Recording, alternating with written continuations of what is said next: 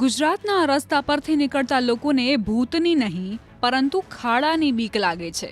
જી હા, ધોરાજીમાં રેલવે ફાટક પાસે ઓવરબ્રિજનું કામ છેલ્લા 3 વર્ષથી ચાલી રહ્યું છે। આ કામગીરીને લઈને જમનાવડ રોડથી જુનાગઢ રોડ સુધીનો જે ડાયવર્ઝન માર્ગ આપવામાં આવ્યો છે તેની હાલત એટલી હદે ખરાબ છે કે ત્યાંથી પસાર થવું કોઈ ખતરાથી ખાલી નથી। કોન્ટ્રાક્ટર દ્વારા ડાયવર્ઝન પર કોઈ પાકો કે સારો માટીનો રસ્તો ન બનાવતા ચોમાસામાં અહીં ભયંકર કાદવ કીચડ અને ખાડાઓ પડી ગયા છે। મહત્વનું છે કે જામનગરથી વેરાવળ તરફ જતા હજારો વાહનો આ રસ્તેથી પસાર થાય છે, પરંતુ ખાડાઓના કારણે વાહનોના પાર્ટ્સ તૂટી જાય છે અને ટાયરોમાં પંચર પડવાની ઘટનાઓ સામાન્ય બની ગઈ છે।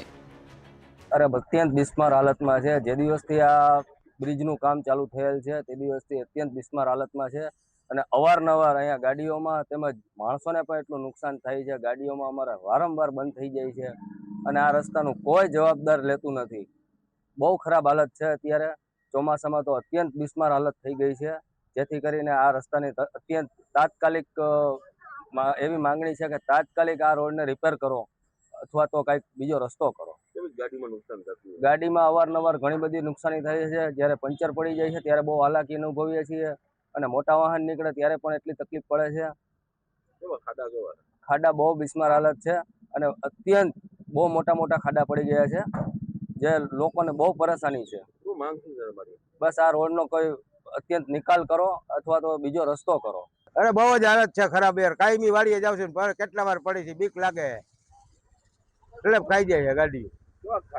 બહુ જ ખાડા હે, હજી હમું નથી કરતા। 3 વર્ષ થઈ ગયા, કેટલાય વાર કરી, કોઈ જાય કાન જ નથી દેતું। કાયમી નીકળી, કેવું લાગે નીકળવાનું? માન નીકળે, બીક લાગે છે તો સ્લીપ ખાઈ જાય, પડી જાય પરબારી। અમારા ધોરાજીના ઘણા સમય થયા રોડ રસ્તા બિસ્માર હાલતમાં હે। તંત્ર અવારનવાર રજૂઆત કરવા છતાં આંખ બંધ કરીને વહીવટ કરતું એવું લાગી રહ્યું છે। રોડ રસ્તા મુદ્દે અનેક વખત આંદોલન કર્યું, અનેક વખત રજૂઆત કરી, લેખિત રજૂઆતને ગણકારતા ન હોય એવું અમારી માગણી આ કોઈ સ્વીકારતા નથી। આ તંત્ર આંખ બંધ કરીને વહીવટ કરતી હોય એવું અમને લાગી રહ્યું છે। શું કેશો, લોકો કેટલા ઇજાગ્રસ્ત થતા હોય? આમાં લોકોને પારાવાર મુશ્કેલી બહુ જ છે, પણ નેતાઓ પોતાના રાજમાં જોખમ કરી અને પોતાના આનંદમાં હોય એવું અમને લાગી રહ્યું છે। શું તમારી માંગ છે? અમારી માંગણી એવી છે તાત્કાલિકપણે રોડ રસ્તા રિપેર થાય એવી અમારી માંગણી છે। પ્રજાને તકલીફ પડે એ ન પડે। છેલ્લા 3 વર્ષથી જામનગર થી સોમનાથ સુધીનું જે કામ ચાલે છે એમાં ધોરાજીમાં રેલવે ફાટક પાસે ઓવરબ્રિજનું કામ ચાલી રહ્યું છે। 3 વર્ષથી ગોકળગાયની ગતિએ કામ ચાલી રહ્યું છે। જે ડિવાઈડર પસાર કરવામાં આવ્યો છે સાઈડનો, એ અત્યંત બિસ્માર હાલતમાં છે। અવારનવાર વાહનો ખૂંચી જાય છે, બાઇક સ્લીપ થાય છે અને લોકો ઈજાગ્રસ્ત થાય છે। એમ્બ્યુલન્સો અહીંયાથી નીકળી શકતી નથી, ટ્રાફિક જામ સર્જાય છે અને અનેક લોકો 3 વર્ષની અંદર ઈજાગ્રસ્ત થયેલા છે। સમયસર એમ્બ્યુલન્સ પહોંચી શકતી નથી અને દર્દીઓના જીવનું જોખમ ઊભું થાય છે। શું તમારી માંગ છે?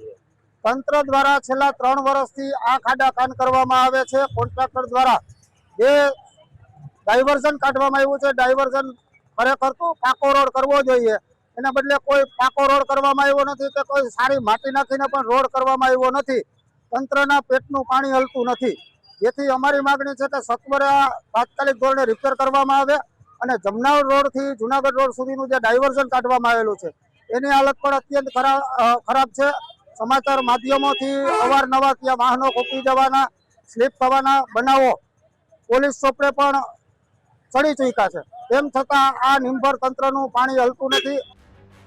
ઉલ્લેખનીય છે કે રસ્તાની અત્યંત ખરાબ હાલત છે કે વાત જ ન પૂછો। આ રસ્તા પરથી પસાર થતા તમામ લોકોને હાલાકી વેઠવવાનો વારો આવે છે, ત્યારે સ્થાનિકોની માંગ છે કે તાત્કાલિક અસરથી આ રસ્તાનું સમારકામ થાય અથવા તો વ્યવસ્થિત રીતે નવો રસ્તો બનાવવામાં આવે। રાજકોટ જિલ્લાની વાત કરીએ, રાજકોટ જિલ્લાના ધોરાજીની વાત કરીએ, ધોરાજીમાં છેલ્લા 3 વર્ષથી જે બ્રિજનું કામ ચાલી રહ્યું છે તેને લઈને લોકોને અત્યારે મુશ્કેલીનો સામનો કરવો પડે છે। જે ખાડાઓ છે તે ખાડાઓમાં પસાર થઈને જવું પડે છે। બીજી તરફ વાત કરીએ કે કેટલા લોકો તો આમાં સ્લીપ થતા હોય, જે રીતે વરસાદ લઈને ગારો થતો હોય તેને લઈને કેટલા લોકો સ્લીપ થતા હોય છે। આપણે એના સીધા દ્રશ્યો બતાવ્યું કે આ સીધો રસ્તો જામનગરથી લગાવી અને જુનાગઢ સોમનાથ જતો હોય છે, છતાં તંત્રને રજૂઆત કરી છતાં કોઈ જાતની કામગીરી હજી સુધી કરવામાં આવી નથી। આપણે સીધા દ્રશ્યો બતાવીશ કે આ દ્રશ્યો જોઈશું કે આ પુલનું કામ છે છેલ્લા 3 વર્ષથી ચાલી રહ્યો છતાં તંત્રની એટલી બધી બેદરકારી ગોરબેદરકારી કહી શકાય કે હજી સુધી કોઈ જાતની કામગીરી કરવામાં આવી નથી. અત્યારે જે વરસાદનો માહોલ છે, વરસાદના માહોલને લઈને ત્યાં કોઈ તેનો વિકલ્પ રસ્તો કરવામાં નથી. એવો જે અત્યારે લોકો ત્યાંથી નીકળતા હોય, કેટલા સ્લીપ થતા હોય, કેટલા ઈજાગ્રસ્ત થતા હોય છે, છતાં તંત્રને કોઈ વસ્તુ દેખાતી નથી. એક મોટો સવાલ છે કે આ રોડ છે, રોડ છેલ્લા પુલ બનાવવામાં 3 વર્ષથી આ કામ ચાલુ છે, ધીમી ગતિએ હજી સુધી પુલનું કામ કરવામાં આવ્યું નથી. આપણે સીધા દ્રશ્યો બતાવીશ કે આપ જોઈ શકો છો કે ત્યાંથી હજારો વાહન પસાર થતા હોય છે, છતાં કોઈ જાતની કામગીરી કરવામાં આવતી નથી.